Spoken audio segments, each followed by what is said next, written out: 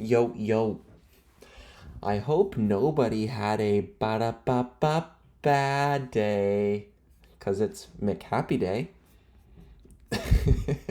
Do a watch list here for May 9th. Um, Start off here with Mullen. A nice breakout here with no overhead volume resistance within 100%, which I like to see.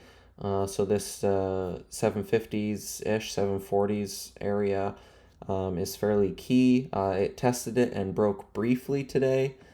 Volume is fairly consistent. I like this volume perk through the breakout level. I like what Nate said with the earnings coming up on the 20th of May, that they might hold this up into that. So I'm going to be looking for basing action, some sort of weak open, pull back, either higher low, double bottom, and a break of the prior high, maybe opening range break type setup, and then big picture join for that 750. Like we had said a couple watch lists ago, that basically setting price alerts for like 650 or under 5, and we got the upper price alert, so now looking to join trends for higher. CTMX, great call out here, waiting for after market hours, May 8th. Once the catalyst came, that's where Edge was. Edge is on the edges, as they say. So we got this huge para into 9 and then a complete round trip back to $2. Just a wild, wild range. So no real play there for me anymore. Veru had a weird kind of gap down there today, and absorbed the move. No real plan here. This kind of wrecked the trend. I'll set price alerts here over 170 if that wants to break, but not a real watch there. Agba still holding up. If this is going to continue, I'd like to see this be the low moving forward, and a higher low to this, and then a potential breakout there. UPLD pulled back. EBS broke out, but never really held trend. So no play there for me. GME tested this 17 again and failed. Options are going off on this one at 17 and $20. But obviously, if this lower high trend breaks and gets through 1730, 1740, yeah, 1730-ish would be like a trigger for me. Then yeah, I would join the trend, but no real play until it's building over 1730. Not a break of 1730, but once it pushes through and dips start to hold 1730, then I'd look at that. DJT hit my scan here today. Kind of interesting with this flag, because I know this was a heavily shorted name, and then I think this bounce has lasted a lot longer than people expected.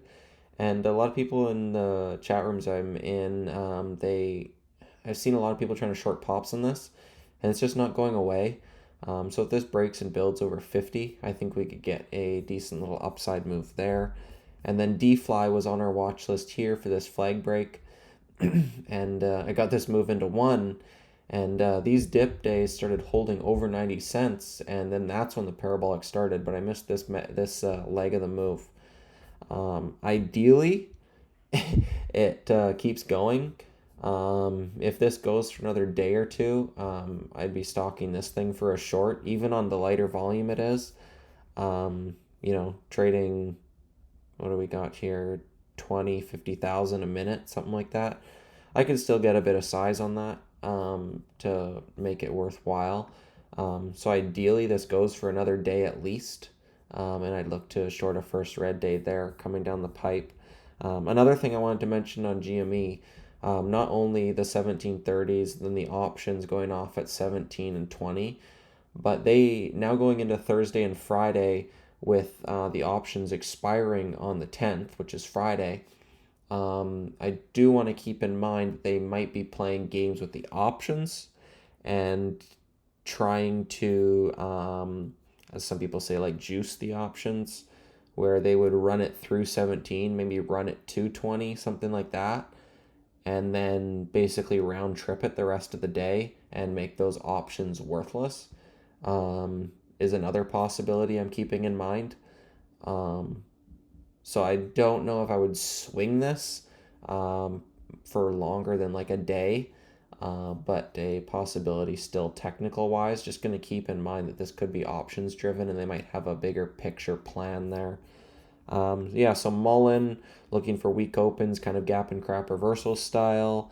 GME for the 17 break, DJT for the 50 break, and DFly for the parabolic short there. So those will be my plans into tomorrow, and I will see you guys in the room.